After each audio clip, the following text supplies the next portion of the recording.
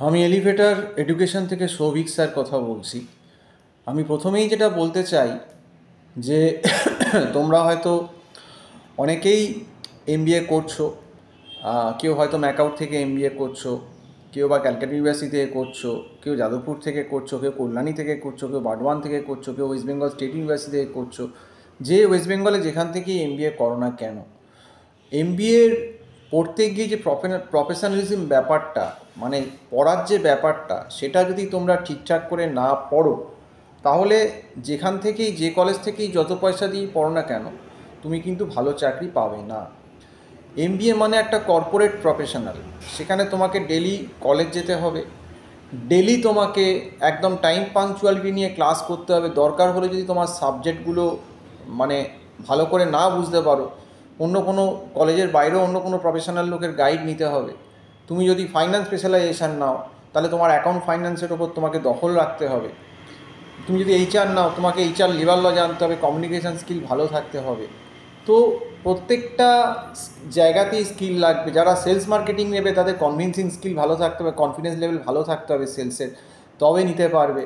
এবং তার সঙ্গে সেমিস্টারের পড়াগুলোও ভালো করতে হবে। এবং তার সঙ্গে যেটা সবথেকে ইম্পর্টেন্ট ব্যাপার, যে তোমাদের কিন্তু ভালো কর্পোরেটে জব পেতে গেলে কিন্তু অ্যাপটিটিউড টেস্ট এইটা কিন্তু, এবং গ্রুপ ডিসকাশনাল, পার্সোনাল ইন্টারভিউ, এইগুলো কিন্তু তোমাদের প্র্যাকটিস করতে হবে।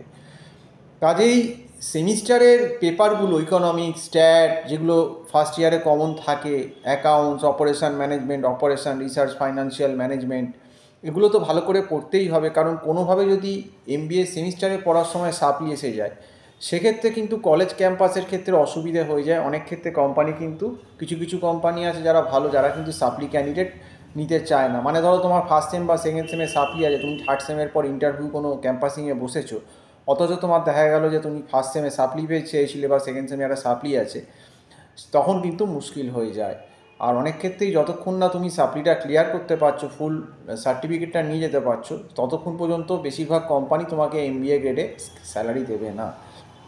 এবার ডেফিনেটলি এমবিএ করার অনেকগুলো অ্যাডভান্টেজ আছে, এবং এমবিএ করলে তুমি ভালো কর্পোরেটে জব পেতে পারো। তোমার প্রমোশন, যদি ভালো কাজ করো, পরবর্তীকালে প্রমোশনের ক্ষেত্রে তোমার সুবিধা হতে পারে।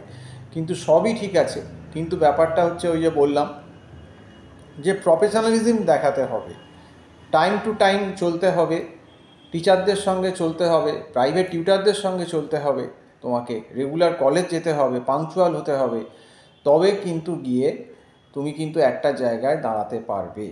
কারণ এই প্র্যাকটিসটাই কিন্তু তোমার কর্পোরেটে কাজে লাগবে। এবং এই হ্যাবিটটা যদি না করতে পারো, তাহলে কিন্তু কর্পোরেটে জব করা মুশকিল হয়ে যাবে।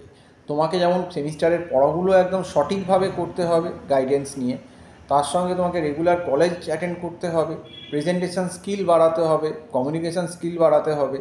তার সঙ্গে তোমার অ্যাপটিটিউড যেগুলো ফার্স্ট রাউন্ডেই হয়, দেখবে ব্যাংকের পরীক্ষা বলো বা যে কোনো কর্পোরেটের পরীক্ষাগুলোর ক্ষেত্রে বড় বড় কোম্পানি অ্যাপটিটিউড নেয়, সেগুলোও কিন্তু তোমাকে প্র্যাকটিসে রাখতে হবে।